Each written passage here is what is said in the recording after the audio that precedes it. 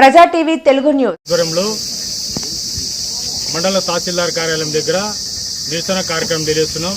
నిన్నటి దినం వ్యవసాయ శాఖ అధికారులు జిల్లా వ్యాప్తంగా రైతుల పంటల విధానం పైన పత్తికి హెక్టార్కి 1600, వేరుశెనగకు 1600, అదేవిధంగా చీనీకి, టమోటాకి విధంగా పంటల వారీగా అమౌంట్ను డిసైడ్ చేసి జూలై 15 తారీఖు లోపల వాతావరణ బీమా మరియు ఫసల్ బీమా ఖచ్చితంగా చెల్లించాలా, లేకుంటే భవిష్యత్తులో మీరు పంటల బీమాకు దూరం అవుతారని చెప్పి చెప్పడం జరుగుతుంది. మేము డిమాండ్ చేస్తున్నాం. గతంలోనే గత ప్రభుత్వాలు కూడా ఉచితంగా పంటల బీమా విధానం తీసుకురావడం జరిగింది. ₹1 కడితే మిగతా మొత్తాన్ని కూడా పంటల బీమా ప్రీమియాన్ని ప్రభుత్వమే చెల్లించే విధంగా గతంలో ఉండేది.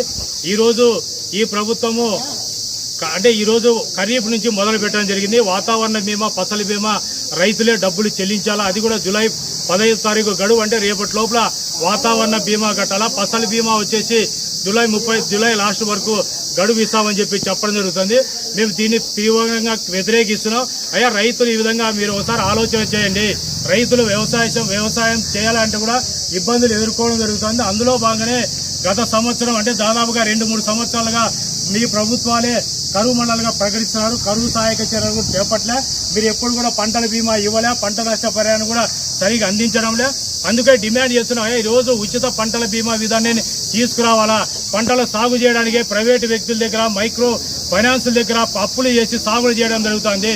ఆ విధంగా చాలా మంది రైతులు కౌలు రైతులు చాలా ఇబ్బందులు ఎదుర్కొంటున్నారు.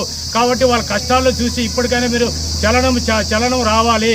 ఇప్పుడు ఉచిత పంటల బీమా విధానాన్ని తీసుకొచ్చి ప్రభుత్వమే మీరు హెక్టార్ 1600 అనేది మీరే చెల్లించాలా. దానిమ్మకు, అదేవిధంగా చీనీకి, అన్ని రకాల పంటలకు డిసైడ్ చేశారు. కాబట్టి ఆ పంటల విధానాన్ని, బీమా విధానాన్ని మీరే డబ్బులు చెల్లించాలా. ఆ డబ్బులు కూడా ప్రభుత్వ రంగ సంస్థలకే చెల్లించాలని చెప్పి కూడా ఆంధ్రప్రదేశ్ రైతు సంఘంగా డిమాండ్ చేస్తున్నాం.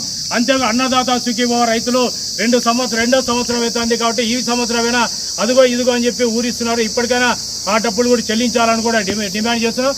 రీసర్వే గురించి కూడా అనేక సందర్భాల్లో కూడా అనేక వినతి పత్రాలు ఇచ్చడం జరిగింది. కలెక్టర్ ఆఫీస్ వరకు కూడా మేము డిమాండ్ చేయడం జరిగింది. ప్రభుత్వానికి కూడా అనేక సందర్భాలు కూడా చెప్పాం. రీసర్వేలో నష్టం జరుగుతుందని చెప్పి మీకు కూడా ఆ రోజు అధికారంలోకి రావడానికి కూడా ఆ పథకమే మీకు అవకాశం వచ్చింది. అప్పుడు రద్దు చేస్తామని చెప్పి ఆ రీసర్వేని మళ్ళా పునరావృతం చేసి ఇప్పుడు రైతులు ఇబ్బందులు ఎదుర్కొంటారు. అందుకే రీసర్వేని ఖచ్చితంగా ఆపాలి. రీసర్వే చేసే గ్రామాల్లో ఫస్ట్ ఆ తప్పులు జరగని సరిదిద్దాలని చెప్పి కూడా డిమాండ్ చేస్తున్నాం. అదేవిధంగా ఉపాధి హామీ పథకాన్ని నిర్వీర్యం కాకుండా కాపాడాలి. ఉపాధి హామీ పథకం ఇప్పుడు దాదాపు ఉపాధి హామీ పనులు చేసి చాలా 4 వారాలు 5 వారాలు కూడా డబ్బులు కూడా పెండింగ్ లో ఉన్నాయి.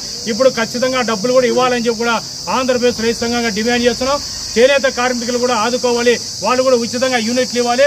వాళ్ళు కూడా ₹36,000 డబ్బులు ఇవ్వాలని చెప్పి కూడా ఆంధ్రప్రదేశ్ రైతు సంఘంగా డిమాండ్ చేస్తున్నాం.